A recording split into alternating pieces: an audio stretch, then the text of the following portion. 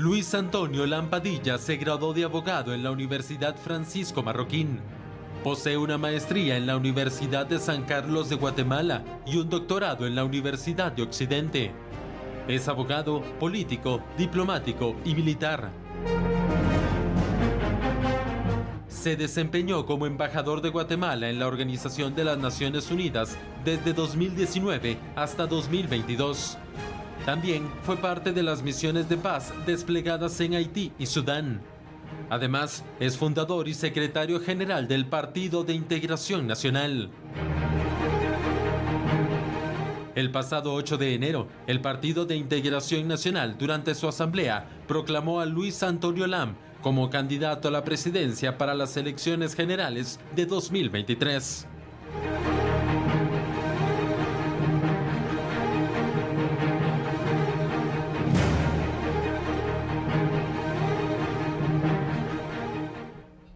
Así que le doy la bienvenida a Luis Lam, presidenciable del partido PIN. Buenas noches, bienvenido, ¿cómo está? Buenas noches, Sandy, Fernando, cuánto gusto estar acá en TN23. Para mí siempre es un privilegio visitar.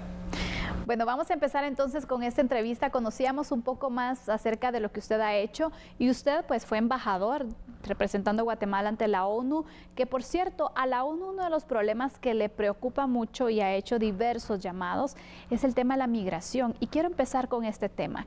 ¿Qué planes tiene usted o qué propuestas para frenar la migración? Mire, nosotros tenemos todo un plan de gobierno construido en 5 pilares. Y el quinto pilar justo es la protección y la defensa de los derechos de los migrantes y las relaciones internacionales que van muy relacionadas con este tema de los migrantes. Pues los migrantes son tan importantes para nosotros, tenemos 3,5 millones de guatemaltecos. Yo vengo de una familia de migrantes. Mi papá vive en California junto con mi hermana, mi abuela, mi mamá, así que es un tema que lo tengo muy relacionado con mi familia directamente, quienes viven allá, y ellos me cuentan las problemáticas que tienen. Así que básicamente tenemos 3 programas que vamos a implementar en la protección y la defensa de los migrantes. El Ministerio de Relaciones Exteriores tiene un viceministro de migrantes, pero ustedes saben que el viceministro de migrantes ya ha ejercido todas sus funciones desde Guatemala, cuando los migrantes están en Estados Unidos. Exacto. Claro. Nuestra primera acción que vamos a hacer en este eje de los migrantes es que el viceministro realmente ejerza sus funciones desde Estados Unidos. Sabemos que no puede ejercer un viceministro en la función como tal, pero sí se le puede acreditar como tal en la esfera diplomática como un agente diplomático ante Estados Unidos, pero que el viceministro que atiende a los migrantes esté directamente donde están las problemáticas que ellos tienen, para que él de manera directa y personalmente les pueda atender.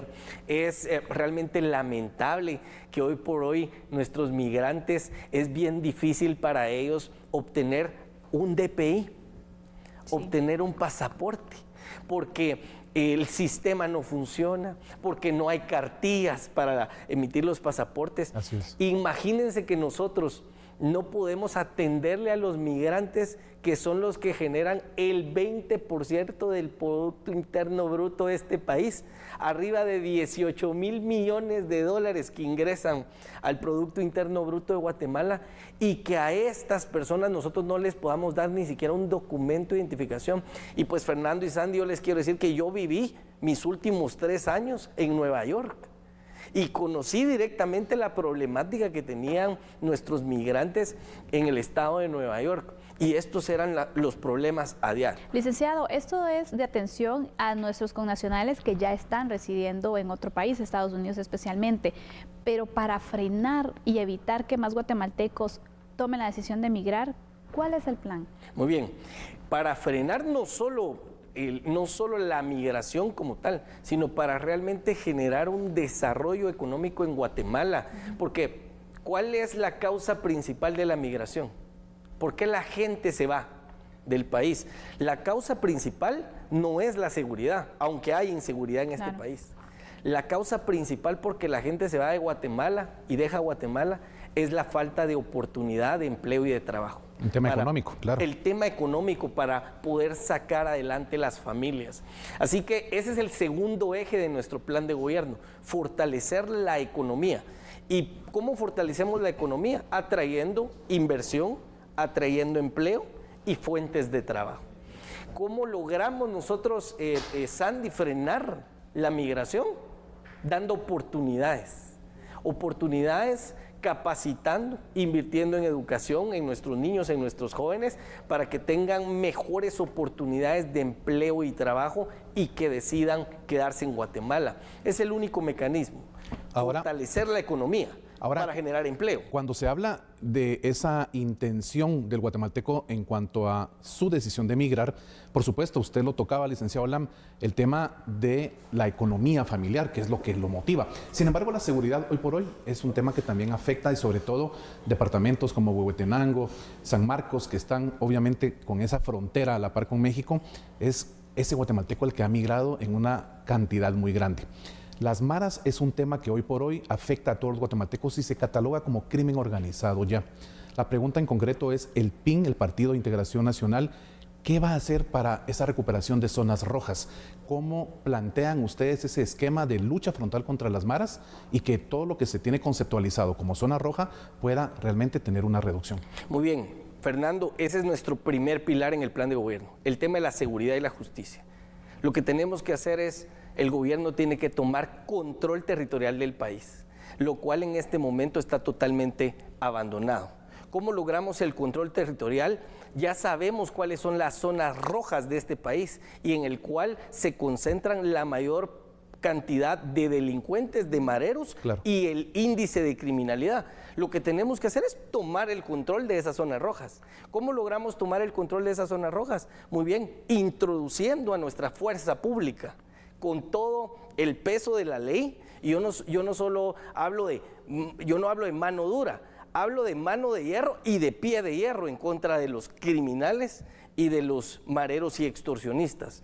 Guatemala tiene que implementar acciones directas. Muy bien, ¿cómo? Como cuadrante. Ahí en mi hoja de vida se mencionó que yo fui casco azul de las Naciones Unidas. Tuve la oportunidad de estar en 2 misiones de paz en Haití, en un país donde realmente estaba tomado por el crimen organizado, y en el momento en que yo estuve se logró recuperar el control de las zonas rojas. ¿Cómo? Introduciendo a las fuerzas de seguridad, Policía Nacional Civil y Ejército, para tomar el control inmediato de las zonas e ir limpiando cada una de las zonas para poder forzar a los criminales a abandonar esas zonas, porque lo que hacen es que migran a otras claro, zonas para poder, pero hay que tomar control y limpiar. Nosotros queremos aplicar, como les digo, no solo mano de hierro, sino un pie de hierro en contra directa de los mareros, para poder rescatar el control territorial de este país.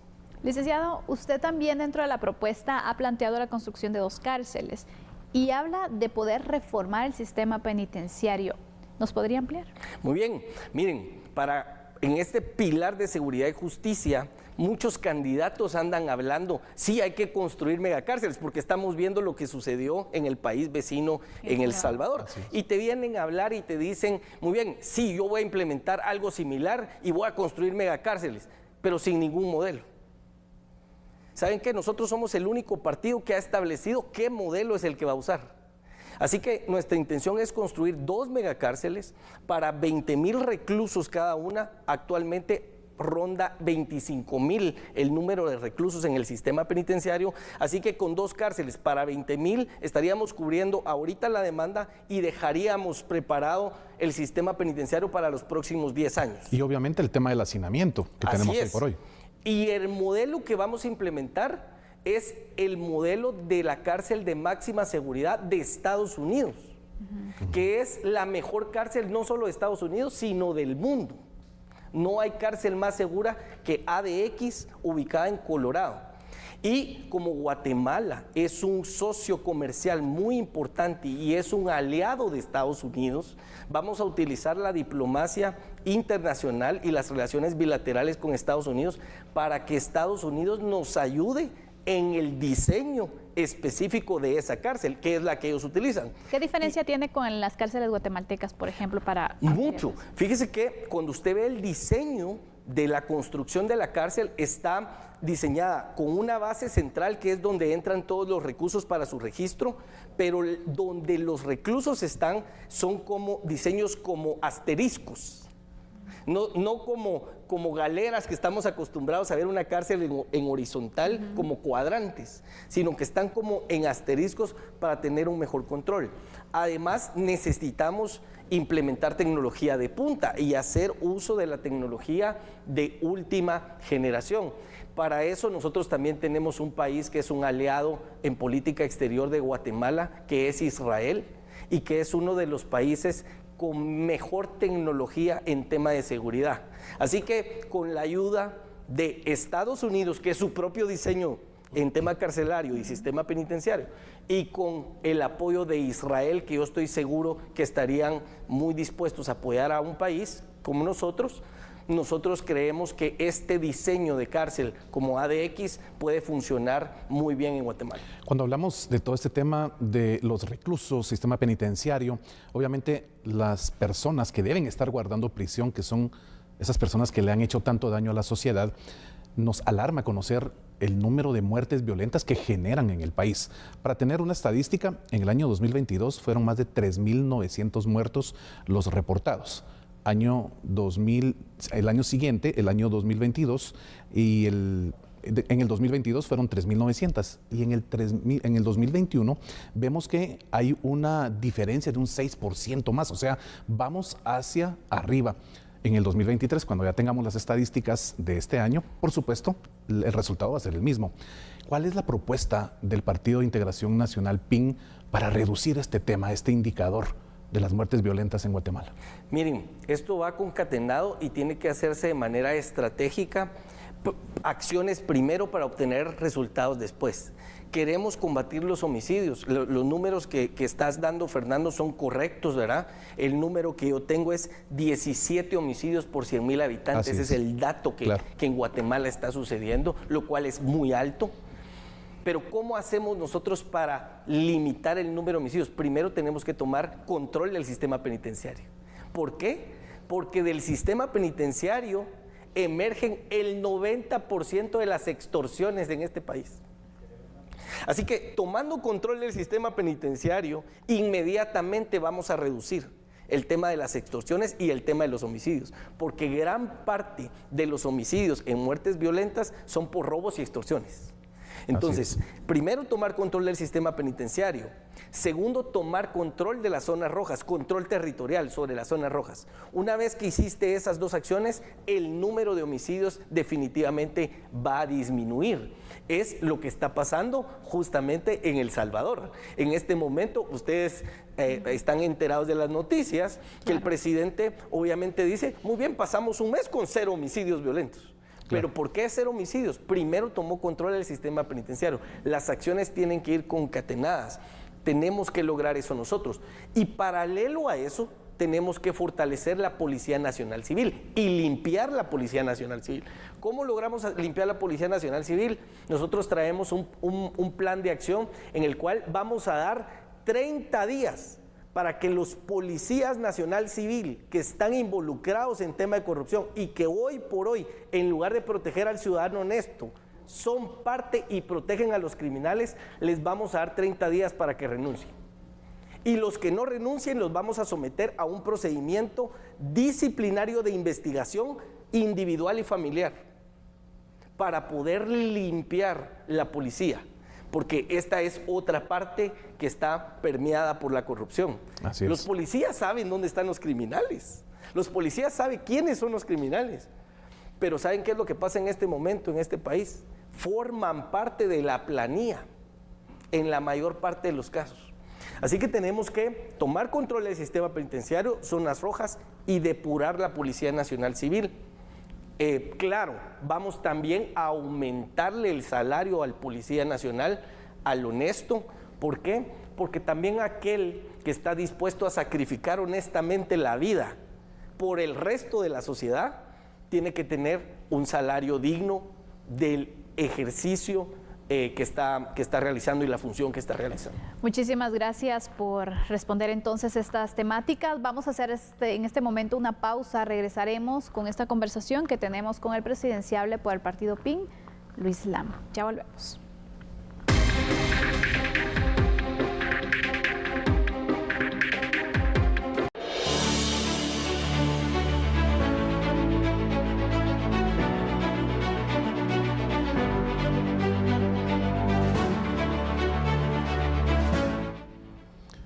Estamos ya de vuelta acá en A la Medida, en Foro Electoral. Usted está conociendo la propuesta de trabajo que el presidenciable del partido PIN, el licenciado Luis Lam, está presentándole a toda Guatemala.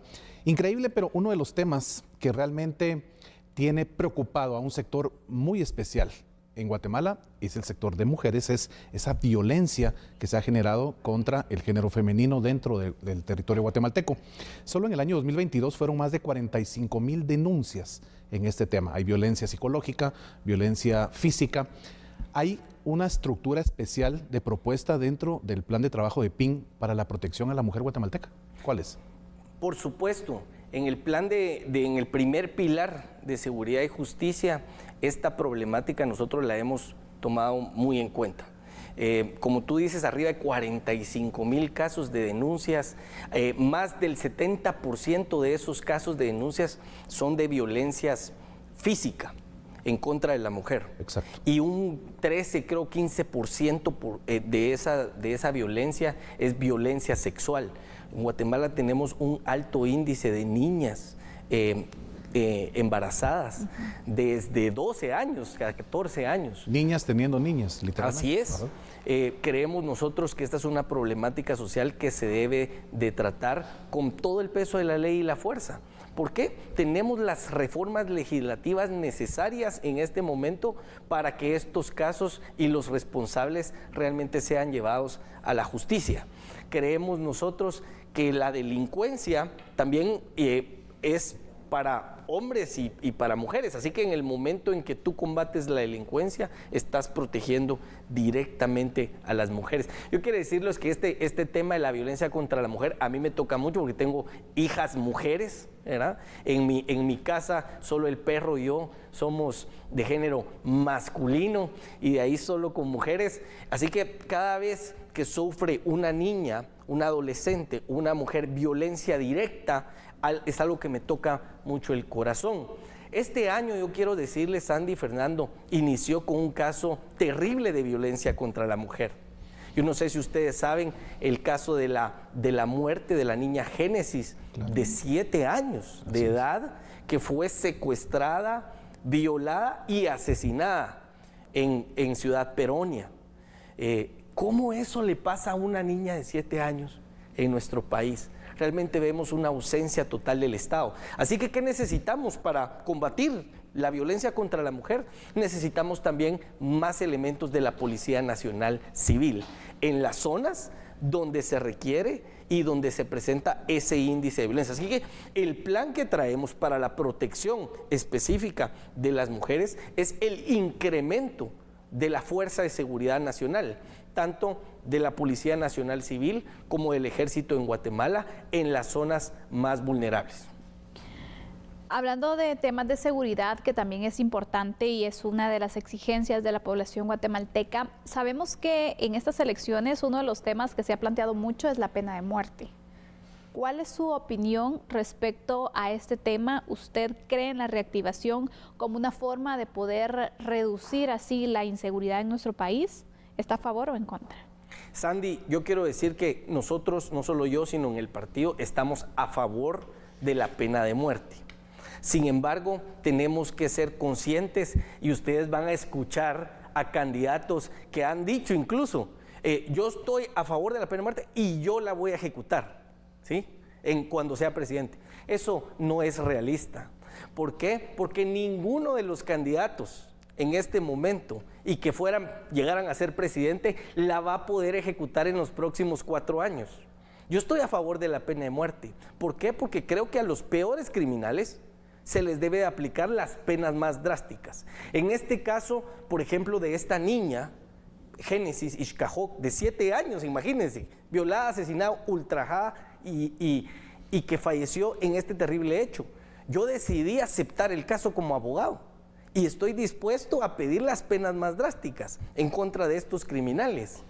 Creo que se le debe aplicar esas penas drásticas y la pena de muerte. Sin embargo, para poder aplicar la pena de muerte es necesario dar, yo soy abogado de profesión, es necesario dar ciertos pasos que se requieren primero para poder aplicarlo. ¿Cuáles serían estos? Muy bien, uno es, desde el campo de la política exterior, Guatemala es miembro y ha firmado el Pacto de San José. Es necesario denunciar el Pacto de San José, pero un tratado, un convenio internacional, usted no lo denuncia e inmediatamente lo deja de aplicar. No, la Convención de Viena del Derecho de los Tratados dice que cualquier denuncia para no poderse aplicar por parte de un Estado parte de un instrumento internacional debe hacerse por lo menos con un año, de 12 meses de anticipación. Ahí ya tenemos un periodo de tiempo desde la denuncia.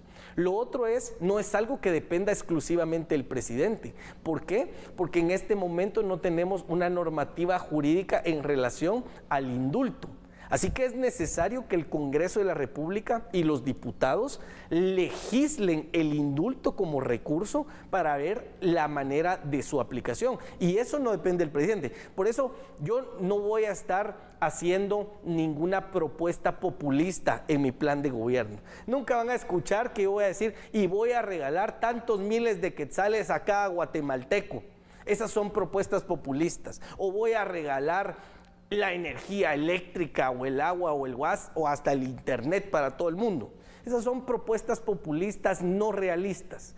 Yo estoy a favor de la pena de muerte, estoy dispuesto a hacer las acciones que le corresponden al presidente para la aplicación de la pena de muerte, a forzar al Congreso para que haga las reformas legislativas necesarias. Hay también resoluciones de la Corte de Constitucionalidad que es necesario que se cambie el criterio de la Corte de Constitucionalidad para la aplicación de la pena de muerte, y estoy dispuesto a usar todo el poder político para hacer esas reformas, pero estoy consciente que en los 4 años de gobierno no va a poder ser posible por cuestión del tiempo, pero sí estoy de acuerdo en que se debe de hacer y aplicar. Sin duda es un tema que da para mucho análisis. Vamos a hacer un cambio en la línea de la entrevista al licenciado Lam para platicar acerca del tema económico en Guatemala. Y el alto costo de la vida hoy por hoy es un aspecto que a todos los guatemaltecos preocupa y lastima en tema de su bolsillo. Usted ha prometido un único impuesto y reducción gradual hasta llegar a un 10%. ¿Qué es lo que pretende con esto? Y la pregunta es, ¿cómo va a financiar el Estado? Muy bien, Fernando. Este es el segundo pilar, que es nuestro pilar de economía en nuestro plan de gobierno. ¿Cómo atraemos nosotros más inversión para que exista realmente empleo y trabajo para la población? Necesitamos conocer cómo está nuestra región y hacer de nuestro mercado un mercado guatemalteco competitivo con la región. Claro. Si les pongo un ejemplo, si ustedes venden un producto, digamos, ustedes venden este celular y lo venden a 100 quetzales, y el vecino, el que está a la par de ustedes, lo está vendiendo a 80 quetzales, forzosamente te tienes que dar cuenta de cómo está el mercado y eso te va a obligar a reducir tus costos. Nosotros tenemos altos costos, ¿sí?, en tema de alimentos, en tema de medicina. En Guatemala tenemos que entrar a un mercado realmente competitivo. ¿Cómo hacemos esto? Muy bien, hay que reducir impuestos. ¿Para qué? Para que venga mucha más inversión nacional, que el guatemalteco deje su inversión y la deje invirtiendo en Guatemala, y que venga inversión extranjera a Guatemala también. Una reducción, por eso decimos una reducción gradual de los impuestos, hasta ir desapareciendo los impuestos como el ISO, el impuesto sobre la renta e incluso el IVA, pero eso debe de irse gradualmente. Ahora, Fernando, tu respuesta. Si vamos reduciendo impuestos, ¿cómo vamos a sostener al gobierno? ¿Cómo vamos a sostener al aparato gubernamental? Tiene que haber forzosamente también una reducción del aparato gubernamental. Así que nosotros traemos reducción de impuestos por un lado para atraer más inversión, para que la economía nacional pueda girar adecuadamente y generar empleo, y reducción paralela del aparato gubernamental.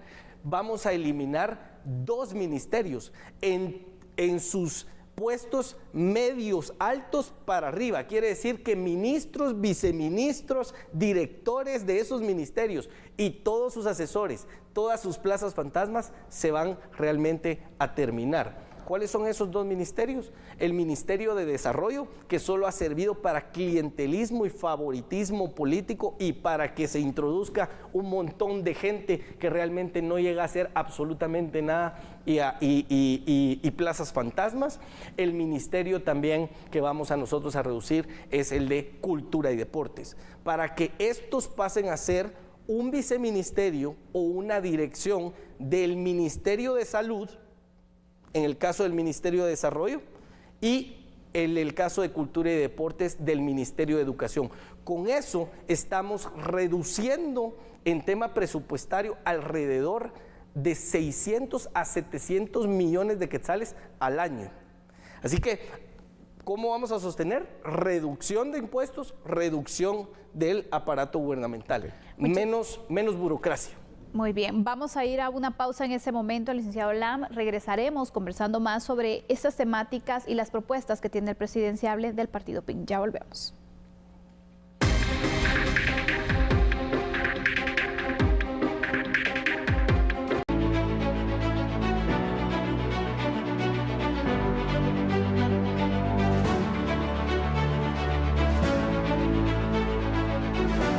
Muchas gracias por continuar con nosotros en Foro Electoral. Estamos conversando con el candidato a la presidencia por el partido PIN, Luis Lam. Licenciado, el empleo. Hablar de empleo es hablar de oportunidades, lo que indicaba, ¿no? Que por falta de oportunidades muchas personas están migrando. ¿Qué va a hacer usted para generar mayor empleo en nuestro país? Muy bien, miren, parte de atraer inversión y de traer industria, inversiones nacionales y extranjeras a Guatemala, corre también por el tema de la seguridad.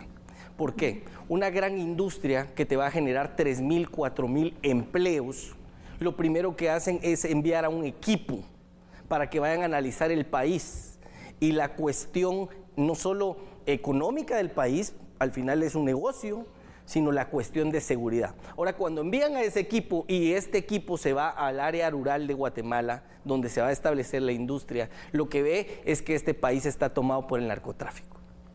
Y el mismo gerente que va a venir a abrir la empresa, que va a venir a abrir la fábrica, dice, ese país no, porque a él es al que lo van a mandar a vivir en Guatemala. Así que tenemos que fortalecer nosotros el tema de la seguridad para generar esta inversión y este empleo que necesitan los jóvenes. Sobre todo los jóvenes, y digo los jóvenes, ¿saben por qué? Porque la tasa de desempleo en Guatemala ahorita está más o menos en el 3-4%, pero en los jóvenes de 15 a 25 años está entre el 6 y el 7%. Quiere decir, 7% de nuestros jóvenes realmente no encuentran una oportunidad laboral. Y esto va relacionado con el tema de la migración. Y obviamente al no encontrar esta oportunidad laboral, naturalmente no tienen acceso a un salario digno que les permita vivir de una manera adecuada, no solo ellos, sino que sus familias. ¿Cuál es la propuesta específica del partido PIN para el tema del salario, el salario mínimo, por ejemplo, para el guatemalteco? ¿Cuánto debería ganar el guatemalteco y guatemalteca en el país? Miren la disparidad que existe entre la canasta básica y el salario mínimo. Solo en la canasta básica, que es lo mínimo que alguien podría necesitar para sobrevivir mensualmente, ronda los 3.600 quetzales. Y estamos hablando que el salario mínimo del empleo formal está entre los 3.200 quetzales. Así es. Ahora, 70% de nuestra población está en la informalidad. ¿Cuántos de nuestras personas realmente no tienen acceso a carencias? Así que para tener ese empleo digno y ese salario digno, Fernando, necesitamos abrir el mercado. ¿Cómo abrimos el mercado? Quitamos aranceles y quitamos también el pago de impuestos, ¿sí? Tanto de importación como a nivel nacional, para que exista y se empiecen a abrir más empresas. Pero en esto también hay que ir capacitando y haciendo más técnicos y profesionales a nuestros jóvenes y a las nuevas generaciones. ¿Por qué? Porque sí existen oportunidades de empleo. Por ejemplo, los contact centers en Guatemala han crecido mucho, pero no hay suficiente joven que sepa realmente hablar inglés, claro, para poder absorber la demanda en este sector. Así que necesitamos profesionalizar y tecnificar también a los jóvenes guatemaltecos para poder que ellos puedan tener un empleo digno. Nosotros creemos en una reforma educativa, invertir en los niños en este momento, en los 4 años de edad, para que dentro de 20 años, cuando ellos lleguen arriba de su segunda década de vida, puedan estar totalmente profesionalizados para obtener un empleo que les pueda dar un salario digno. Tener mayores oportunidades. Licenciado Lam, pasemos ahora al tema de la salud, algo que también vemos ciertas precariedades y necesidades que cubrir. En el tema de hospitales, por ejemplo, usted dentro de su propuesta ha planteado la construcción de un hospital en cada departamento. ¿Cómo pretende lograrlo? Y también ha dado a conocer que en su propuesta está el acceso a los medicamentos. También quisiera que me explicara, por favor. Sandy, nosotros creemos que es necesario también en el tema de la salud ir por etapas. Consideramos que en este momento hablar de que se van a construir los 22 hospitales en los departamentos no es algo realista para ejecutar en el corto plazo, pero sí creemos que en el corto plazo se pueden realizar 4 megahospitales cubriendo los 4 puntos cardinales de Guatemala: norte, sur, oriente y occidente, empezando por cubrir la demanda para que la gente que en el interior del país no tiene acceso a los especialistas, porque tienen que viajar hasta la ciudad de Guatemala. Cada vez que necesitan un especialista tienen que viajar forzosamente a la ciudad de Guatemala. Así que nosotros creemos que debemos sectorizar por región y construir 4 megahospitales en estas regiones. Una vez que estos 4 hospitales están absorbiendo las necesidades de salud de la población, entonces podemos empezar a reformar y reforzar el sistema de salud en los hospitales por departamento, para ir descentralizando el sistema de salud hasta llegar a todos los centros de salud a nivel local, en las comunidades. Creemos que eso es importante. Ahora, las medicinas. Guatemala es el país de nuestros países vecinos que tiene las medicinas a más alto costo. Y esto es muy fácil de reducir el costo de las medicinas. ¿Cómo? Vamos a eliminar los impuestos a las medicinas. 0 impuestos de importación a las medicinas. Y con eso yo estoy seguro que el 50%, porque yo siempre pongo este ejemplo y le quiero decir esto a los televidentes. ¿Por qué todos los productos, los que viven en San Marcos y los que viven en Huehuetenango, en la frontera norte del país con México, por qué todas las balsas vienen llenas de productos mexicanos para Guatemala, pero ni siquiera un producto va de Guatemala para México? ¿Por qué? Claro. Mayor costo. Porque todos los productos en la misma área, en el mismo sector, en México solo se cruza la frontera usted y son 30, 40, 50% más baratos. Así es. ¿Cómo es eso posible? Aquí lo que pasa es que hay un gobierno que no le interesa, 1, y 2, que está cooptado por una élite económica que se está beneficiando por aranceles y por impuestos de importación a determinados productos. Así que, ¿qué vamos a hacer con las medicinas? Vamos a quitar todos los impuestos de importación y todos los aranceles a las medicinas. Va a venir a Guatemala medicinas de todas partes del mundo, a un costo que la gente realmente va a poder pagarlo. Cuando hablamos de salud, hablamos de hospitales, hablamos de ese primer nivel de atención, necesariamente tenemos que tocar el punto que afecta y lacera a nuestro país, como lo es la desnutrición. Desnutrición crónica y desnutrición aguda, que realmente acaban literalmente con la vida y capacidad de evolución de un niño. ¿Qué tiene específicamente el partido PIN para abordar el tema de la inseguridad alimentaria en Guatemala, licenciado Lam? Fernando, es terrible el tema de la situación de la desnutrición crónica infantil en nuestro país. 1 de cada 2 niños menores de 5 años sufre de desnutrición crónica. Yo me niego a reconocer a Guatemala que somos el país de la eterna primavera con recursos naturales impresionantes y somos el país número 1 de todo el continente americano en desnutrición crónica infantil. ¿Cómo dejamos como sociedad que esto pasara en nuestro país? Es que tenemos que tomar responsabilidad. Y a mí me toca mucho el tema de los niños, porque sé que todas las afectaciones de la capacidad intelectual que le vamos a exigir a alguien para un empleo, vienen porque desde niño no tuvo una alimentación adecuada. Desde que estaba el vientre en mamá, ¿verdad? Así que necesitamos, ¿cuál es nuestro plan en el tema de desnutrición crónica? Reorientar el presupuesto nacional. Reorientar el presupuesto nacional a las necesidades básicas. ¿O no lo hacen ustedes con su familia? ¿Qué es lo primero a un padre, madre de familia, qué es lo primero que le preocupa en el tema de su núcleo familiar? Poner alimentos sobre la mesa de sus hijos. Y entonces, como Estado, ¿por qué estamos nosotros priorizando otro tipo de situaciones que no tienen absolutamente ningún beneficio realmente directo para nuestro país?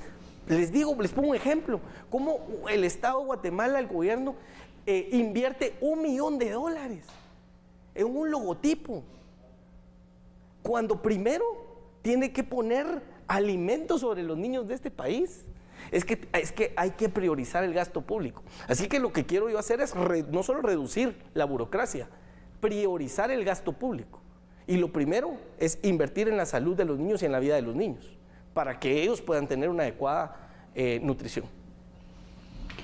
Bueno, sin duda alguna la desnutrición pues tiene uno de los retos también que el próximo presidente deberá enfrentar, y es bueno conocer cuál es la propuesta que usted ha planteado de llegar precisamente a este alto cargo en nuestro país. Vamos a hacer una pausa en este momento, regresamos con nuestro último bloque para conocer en otros temas cuáles son las propuestas del partido PIN. Ya regresamos.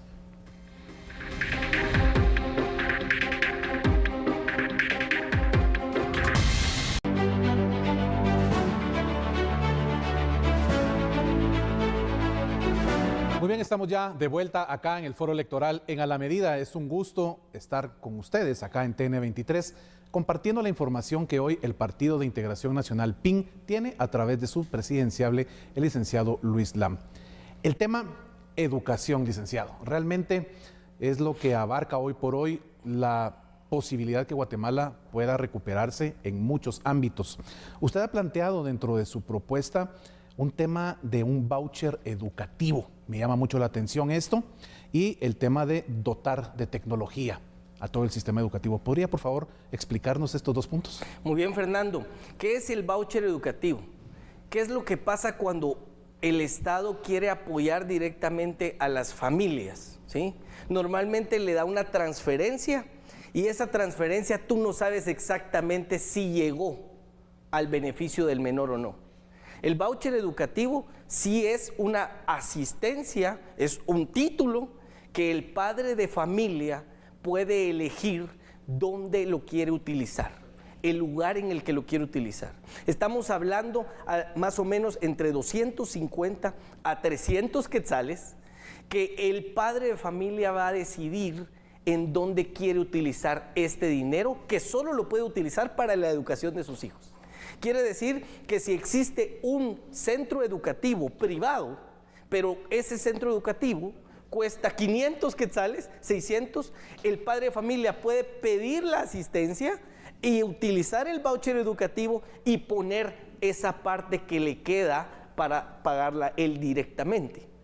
También queremos nosotros abrir el mercado de la educación a nuevos centros educativos con alianzas público-privadas en las cuales se pueda utilizar este voucher educativo. ¿Con qué? Con la alianza entre organizaciones que se dedican a educación, fundaciones que se dedican a educación e iglesias que quieran realmente ayudar en la escolaridad de su comunidad. De esa manera, imagínate, si tú eres católico y una iglesia en tu comunidad quiere abrir una escuela de educación primaria, preprimaria o diversificado y quiere utilizar este nuevo modelo de alianza público-privadas para un nuevo centro educativo y tú eres católico, puedes decir, muy bien, ahora esta iglesia va a ayudar a la comunidad con educación. Yo soy católico y quiero que mis hijos continúen con estos principios, los voy a inscribir ahí. O yo soy evangélico y estas iglesias evangélicas también van a abrir centros educativos, lo puedo escribir ahí. El voucher educativo, ¿qué es lo que te da? Te da la libertad de decisión como papá en dónde quieres utilizarlo.